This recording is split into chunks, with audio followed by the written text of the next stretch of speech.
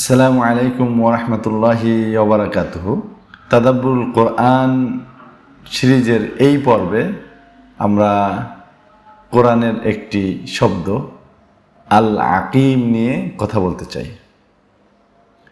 আকিম শব্দের আবিধানিক অর্থ হচ্ছে অনুর্বর।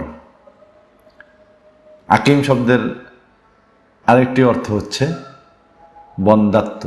সাধারণত যে সমস্ত নারী ছেলে সন্তান বা মেয়ে সন্তান বা কোনো সন্তান জন্মদানে অক্ষম, যে সমস্ত নারীর কোনো সন্তান হয় না, তাদেরকে আকিম বলা হয়।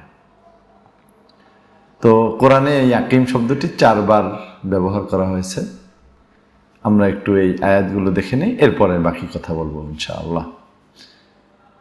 সূরা হজ্জের 55তম আয়াতে আল্লাহ তাআলা বলতেছেন, আউযু বিল্লাহি মিনাশ শাইতানির রাজীম। ولا يزال الذين كفروا في مرية منه حتى تأتيهم الساعة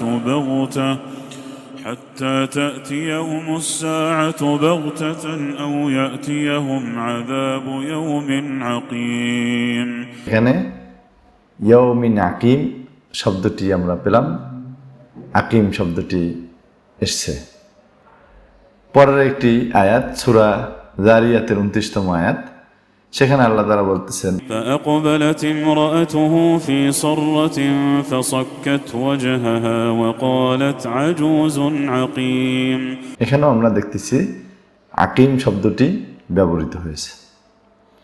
এরপর আরেকটি আয়াত সূরা শুরার মধ্যে আমরা দেখি, সেখানে 50তম আয়াতে আল্লাহ তাআলা বলতেছেন, আউযু বিল্লাহি মিনাশ শাইতানির রাজীম।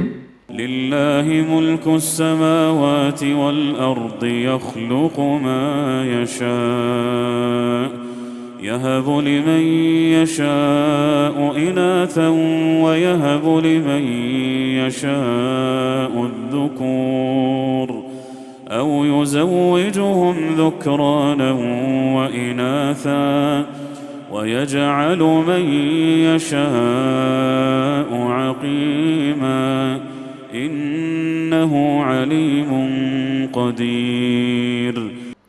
তো এখানেও আকিম শব্দটি আমরা দেখছি। সর্বশেষ যে আয়াত, সেখানে আল্লাহ তাআলা বলতেছেন, এটি জারিয়াতের 41তম আয়াত, সেখানে দেখতেছি, ওফি আদিন ইয আরসালনা আলাইহিমুর রিহাল আকিম। তাহলে 4টি শব্দ দেখলাম।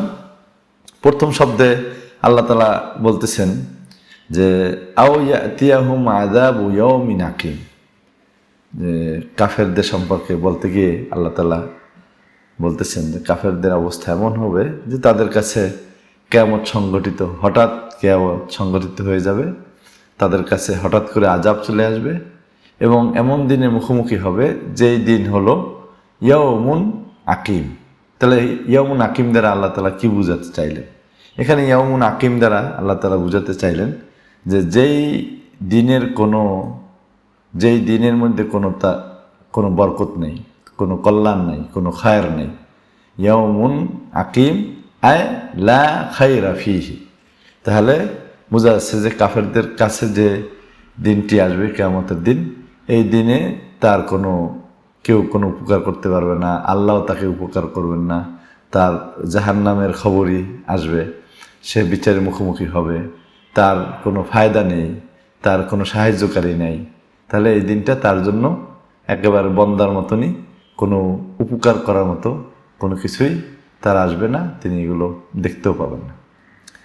এরপরে যে আয়াতটি আমরা পড়েছিলাম, সেখানেও দেখা যায় যে ফাআকবালাত ইমরাআতুহু ফি সাররাতিন ফাসাক্কাত ওয়াজহাহা ওয়া ক্বালাত আজুজুন আকিম। এখানেও ইব্রাহিম আলাইহিস সালাতু ওয়াস সালামের স্ত্রী যখন সুসংবাদ পেলেন, ফেরেশতারা যখন বললেন যে তার সন্তান হতে যাচ্ছে, তো তিনি আশ্চর্য হয়ে গেছে। আশ্চর্য হয়ে বলতেছেন, মহিলারা যেরকম হয় অনেক সময়, এটা সাধারণত সকল মহিলাদের মধ্যেই তারা আশ্চর্য হয়ে গালে থাপ্পড় মারে।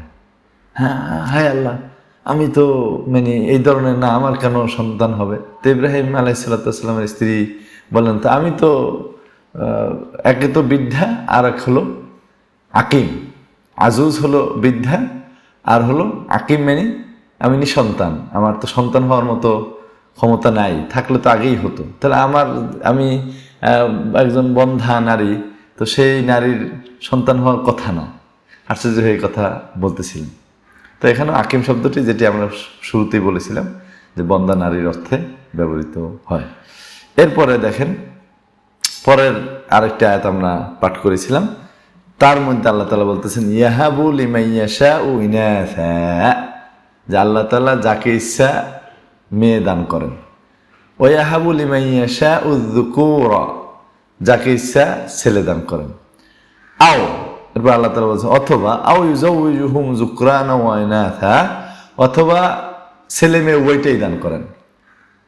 এরপরে 4 নম্বর যে অবস্থাটা আল্লাহ তাআলা বলতেছেন ওয়ায়াজআলু মাইয়াশাউ আকিমা, আবার কাউকে কাউকে আকিম বানান, অর্থাৎ নিঃসন্তান বানান, বন্দা বানান। এই বন্ধা নারী কোনো সন্তান দিতে পারে না। তাহলে আল্লাহ তাআলা এখানে 4টি অবস্থার সর্বশেষ অবস্থা বলছেন যে কাউকে কাউকে আমি নিঃসন্তানও বানাই, তিনি কোনো সন্তান দিতে পারেন না। এরপরে আরেকটি আয়াত, এখানে ওই আয়াত আল্লাহ তাআলা বলতেছেন ওয়াফি আদিন ইযা আরসালনা আলাইহিমুর রিহাল আকিম, যে আদ নামক জাতির কাছে আল্লাহ তাআলা বাতাস পাঠালেন, সেই বাতাসের নাম হলো আকিম। কি বাতাসের পরিচয় হলো আকিম। এখন আকিম দ্বারা আকিম বাতাস কি? আকিম বাতাস হলো ওই বাতাস যেই বাতাসে কোনো বৃষ্টি পড়ে না, যেই বাতাসে কোনো কল্যাণ নাই, বরকত নাই। আমরা জানি যে সাধারণত বৃষ্টি আসার আগে ঠান্ডা একটা মৃদু বাতাস বয়ে যায়, তো আমরা বলি যে এই ঠান্ডা বাতাস বৃষ্টির লক্ষণ। তো আল্লাহ তাআলা এই যে বাতাস পাঠালেন, সেই বাতাসের মধ্যে কোনো ধরনের বৃষ্টিও নাই, বরকতও নাই, কল্যাণও নেই। এর জন্য এই বাতাসের নাম দিয়েছে কি? রিহান আকিমা। তো আমরা সাধারণত দেখি যে ঘূর্ণিঝড়ের বাতাস, তারপর সিডারের বাতাস, তারপরে সুনামির বাতাস, এগুলো আমাদের কাছে আতঙ্কের নাম। যে এই বাতাসগুলো এসে মানুষকে ধ্বংস করে দিয়েছে, কত মানুষের জান কেড়ে নিয়েছে, কত প্রাসাদ, বিল্ডিং, কত জনপদ শেষ হয়ে গিয়েছে এই বাতাসের ধাক্কায়। তো এই যে দেখেন আকিম বাতাস, আকিম মহিলা, তারপরে ইয়াউমুন আকিম, আল্লাহ তাআলা এই আকিম শব্দটিকে বিভিন্ন জায়গায় বিভিন্ন রূপে ব্যবহার করেছেন এবং প্রত্যেকটাই কিন্তু বন্দাত্বের অর্থ বহন করেছে। যেটাকে কিয়ামতের দিনের কথা বলেছে সেখানেও বন্দাত্ব দিন, যেই দিনে কোনো উপকার আসবে না কাফেরের। এরপরে মহিলাদের বেলায় বলা হয়েছে সেটাও বন্দাত্ব, অর্থাৎ তার সন্তান হচ্ছে না, এটা এক ধরনের বন্দাত্ব। এরপরে বাতাসের কথা বলা হয়েছে বন্দা বাতাস, আকিম বাতাস, যেটার মধ্যে বৃষ্টি আসবে না, কোনো কল্যাণ আসবে না, সেখানের মধ্যে আতঙ্ক থাকতে পারে, ঘূর্ণিঝড় থাকতে পারে, ক্ষতি থাকতে পারে। আল্লাহ তাআলা পবিত্র কোরআনের এই যে সুন্দর সুন্দর শব্দগুলো তাদাব্বুর করার, বিশ্লেষণ করার, বুঝার তৌফিক দান করুন। ওয়া আখিরু দাওয়ানা আনিল হামদুলিল্লাহি রাব্বিল আলামিন। আসসালামু আলাইকুম ওয়া রাহমাতুল্লাহি ওয়া বারাকাতুহু।